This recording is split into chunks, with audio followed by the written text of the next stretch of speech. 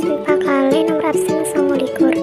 Inggih menika kula badhe nerangake tata cara wiji asta ingkang leres. Kaping 1 basuh asta ngangge toya. Kaping 2 mendhet sabun sacekapipun usap wonten telapak asta lan gegeripun asta.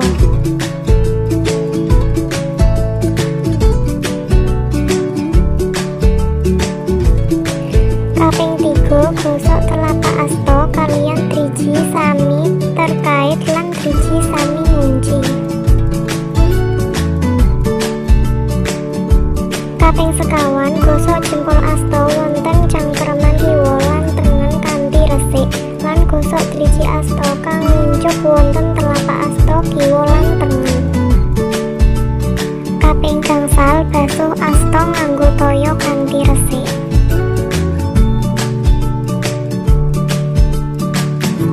Sajekapipun ingkang saged kula aturaken. Mugi bermanfaat.